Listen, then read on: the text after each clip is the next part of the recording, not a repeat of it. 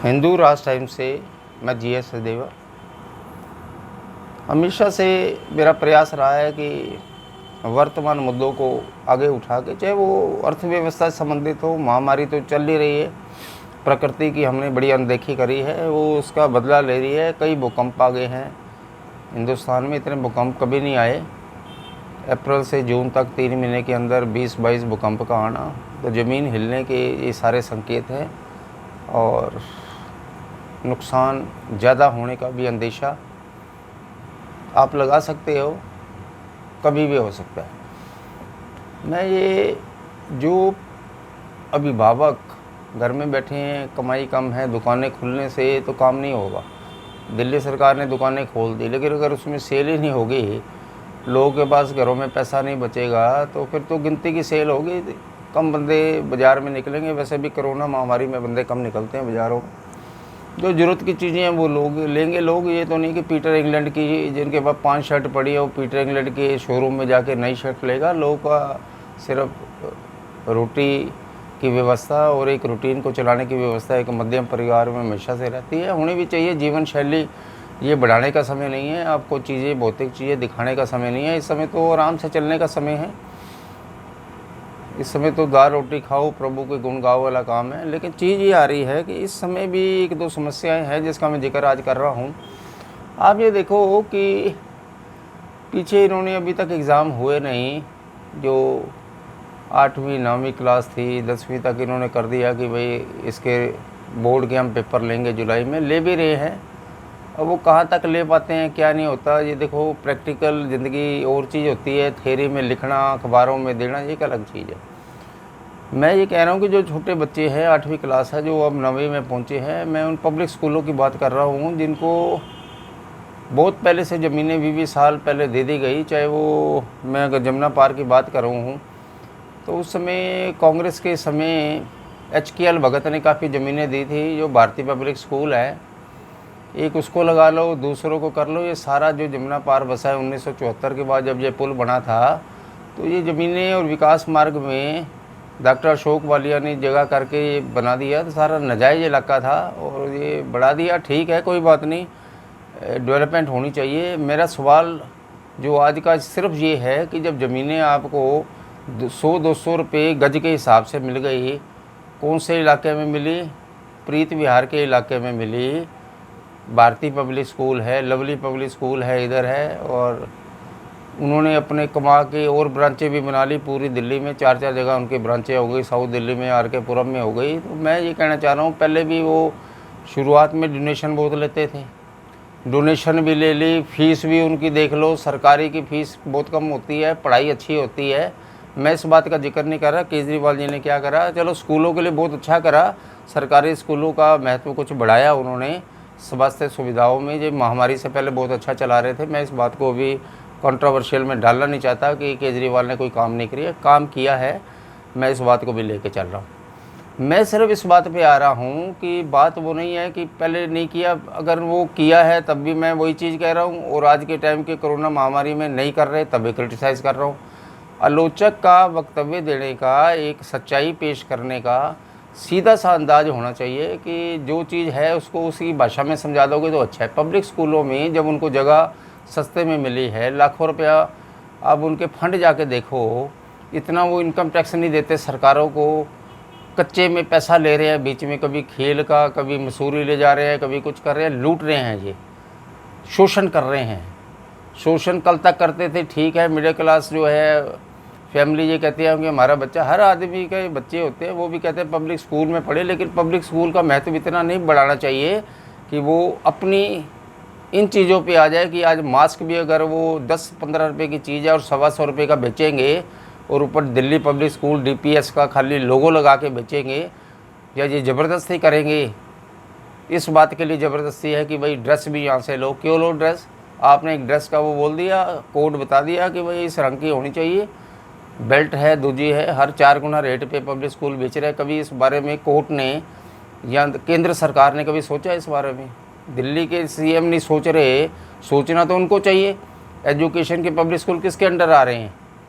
Education department जो दिल्ली सरकार का है, कोई राज्य सरकार का होता है तो उसकी जिम्मेवारी बनती है कि पब्लिक स्कूलों की लूट खसोट को वो ठीक करके चले, उनके ऊपर एक्शन ले। जब एक्शन एक व्यापारियों पे होते हैं, दूसरों पे होते हैं, हर चीज़ में हैं, लाभ बड़े हैं हर चीज़ के, तो क्या कारण है पब्लिक स्कूल के ऊपर लाने बने? क्या कारण है कि ये उद्योगपति बन के लाखों करोड़ रुपया इन्होंने इकट्ठा कर लिया और स्कूल पे स्कूल बनाते जा रहे हैं, गरीब आदमियों को, मध्यम वर्गीयों को लूट खसोट करके अपनी कोठियाँ बढ़ाए जा रहे हैं? कभी सोचा इस बारे में? जो बड़े बड़े लवली पब्लिक स्कूल है, भारतीय पब्लिक स्कूल है, DPS हैं, उनमें जाके देखो हाल क्या होता है। आज भी एडमिशन के ऊपर वो जो 2 नंबर के पैसे ले रहे, कहाँ जा रहा है वो पैसा? अब इन चीज़ को देखो, ये पैसा जो है नुकसान किसका हो रहा है? आज के टाइम के ऊपर महामारी में मेरा सवाल आज का सिर्फ ये था कि इनको ये 3 महीने की फ़ीस जो है किस बात की दे दे?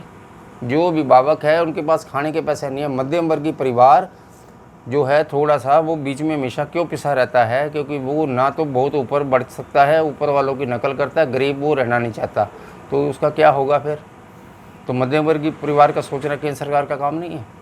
ये 3 महीने की जो फीस ले रहे हैं, स्कूल बंद पड़े हुए हैं, कोई खर्चा उन पे नहीं है, स्टाफ को वो वोचर पे साइन कुछ लेते हैं और एक्चुअल कुछ देते हैं। कभी इसकी रिपोर्ट तैयार करी? कभी इस बारे में सोचा कि भाई ये पैसा जो वो खा रहे हैं, उनके प्रबंधक क्यों खा रहे हैं, क्यों खाने दिया जा रहा है? एक उद्योगपति को तो खाने नहीं दिया जाता, जो फैक्ट्री वाले हैं उनके ऊपर रेड डाल दी जाती है, उनके खाते चेक होते हैं। आप ये देख के चलो कि उनको भी सोचना हमारा काम है कि इन स्कूलों में 3 महीने की जो फीस है नहीं होनी चाहिए। उत्तर प्रदेश में नोएडा में जो पेरेंट्स हैं और अभिभावक उनके हैं, बच्चे हैं, वो उन्होंने एक आह्वान करा, एक मोर्चा निकाला। बहुत ज़रूरी है ऐसे मोर्चे दिल्ली में निकलने चाहिए। क्यों पैसा दें उनको? किस बात के लिए पैसा उनको मिलेगा? खासकर इस महामारी में माफ़ होनी चाहिए 3 महीने की फ़ीस। जब केंद्र सरकार ने GST 4-4 महीने के लिए वो नहीं ले रहे हैं, इनकम टैक्स की डेट आगे बढ़ा दी है, जो पेंडिंग जो अमाउंट पड़े थे उनको छोड़ दिया, आगे बाद में दे देना, EMI भी मोटरसाइकिल की केस सारी तो माफ़ कर दी कि आगे की ओर बढ़ गया। 4-4 महीने तो रिलीफ मिला ना, तो ये पब्लिक स्कूल वाले को रिलीफ दिलाना ये सरकार का काम है। केंद्र पहले अगर वो दिल्ली सरकार इसमें सहयोग दे दे ठीक है, नहीं तो केंद्र सरकार को सीधा इसमें एक्शन लेना चाहिए, बंद करना चाहिए। दूसरा, मेरे पास एक मसला आया है नीट का। नीट वो संस्था होती है, V3S मॉल में एक नीट का जो है एजुकेशन इंस्टीट्यूट चल रहा है। उन्होंने पहले 48,000 रुपये नीट की ओरिजिनल जो है वो ले लिए, शुरुआत में ले लिए, कोई बात नहीं। अगर वो एक बच्ची अगर मेडिकल में जाना चाहती है तो और पेरेंट्स चाहते हैं कि वो पढ़े, तो 48,000 उन्होंने जमा करा दी। जब वो लर्निंग, अब जब ये कोविड का हुआ और क्लासेस नहीं लगी, तो घर में ही उन्होंने थोड़ी थोड़ी लेक्चर्स देने के लिए एक योजना शुरू की। ये वर्तमान बात बता रहा हूँ, कल परसों की। 3,000 रुपये तो उसके जो V3S मॉल में नीट है वो ये कहता है कि 3-3 हज़ार रुपये दे दो, मैं पर्ची भी नहीं दूंगा। मतलब 1 नंबर पे नहीं लेना। क्यों नहीं लेना भाई? मोदी जी ये कहते हैं सारी जो पैसा है वो वाइट में होना चाहिए, डिजिटल। तभी उन्होंने किया था कि पेटीएम से करो, बैंक से ट्रांजैक्शन करो, कैश का लेन देन बहुत कम करो। बहुत अच्छी व्यवस्था है जो मोदी जी ला रहे हैं। क्या कारण है कि नीट में V3S मॉल में बैठा हुआ आदमी 3,000 रुपये ये मांग रहा है, नहीं तो कह रहे मैं लेक्चर्स का तुम्हें जो है आगे नहीं दिया जाएगा, कन्वर्ट नहीं किया जाएगा। 48,000 रुपये किस बात के लिए? ऐसी संस्थाओं पे एक्शन होना चाहिए, भरपूर एक्शन होना चाहिए। डिप्लोमा होल्डर्स और ये आजकल पैसे दिए नहीं जाते। बच्चों ने 48,000 रुपये उसको दे दिए, तो क्या वो 48,000 रुपये किस बात के दिए थे? पढ़ाई के दिए थे। अभी टेस्ट नहीं है, लेकिन उसके बावजूद अगर वो कन्वर्सेशन बाय डिजिटल मोड में वो कर रहे हैं, करना चाहते हैं और करना चाहिए। किस बात के 3,000 रुपये लिए और साथ में कह रहे हैं जी हम इसकी रसीद भी नहीं देंगे, तो 2 नंबर का पैसा मोदी जी आपको खाने देंगे? क्या आप सोच रहे हो मोदी जी को? मोदी जी को आपने अभी तक पढ़ा नहीं है, मैं आपको बता दूं। मोदी जी ऐसे है कि आपका ऐसा माहौल पैदा कर देंगे आने वाले समय में, 2 नंबर का पैसा सारा ख़त्म हो जाएगा ये प्रॉपर्टी से। ये मैं आज आपको बता देता हूँ। नोएडा में, बड़े बड़े शहरों में जितने भी ये घपलेबाज चल रहे हैं, पुरानी सारी प्रॉपर्टियाँ जब्त हो जाएंगी उनकी। बच के चलो मोदी जी से, मैं आपको बार बार कह रहा हूँ। ये ऐसी चीज़ें छोटी छोटी चीज़ करके 3-3 हज़ार रुपये लेके फंस जाओगे, और नीट के ये जो अपने तुम इंस्टीट्यूट बना रहे हो बंद हो जाएंगे तुम्हारे। इन पे एक्शन फ़ौरन होना चाहिए। आज के लिए मैं इतना ही कहना चाह रहा था कि एजुकेशन की जो व्यवस्था है, पढ़ाई है, उसमें फ़ीसें भी पब्लिक स्कूल की कम होनी चाहिए और 3 महीने की फ़ीस बिल्कुल नहीं लेनी चाहिए। मैं ऐसी समस्याएं आपके फेसबुक में, यूट्यूब पे इसलिए लाता हूं कि कम से कम ये खाली नीट और इसके मसले नहीं है, और ये पब्लिक स्कूल खाली यहाँ नहीं है, हर शहरों में है। मध्य प्रदेश के अपने शहर हैं, कर्नाटका में, दूजे में पब्लिक स्कूल हर जगह है। डीपीएस की ब्रांचें देख लो, लवली पब्लिक स्कूल को देख लो, ऊपर के जितने बड़े से बड़े 15 स्कूल उठा लेना पब्लिक स्कूल, और उनकी जांच करो कि करोड़ों रुपये वो दबा के बैठ गए हैं। सस्ती ज़मीनें अगर वो लेते हैं तो फीस भी आधी होनी चाहिए इनकी। तो ये मसले मैं ऐसे प्रस्तुत करता रहूँगा। हर रोज़ मेरी एक वीडियो आती है, मैं चाहता हूँ ग्रुपों में उसको शेयर करो, आगे की ओर बढ़ो, और ये जो नाश की प्रवृत्ति है इसको भूल जाओ। कोरोना महामारी है, अपनी ज़िंदगी बचाओ, पैसे की ओर ध्यान मत दो।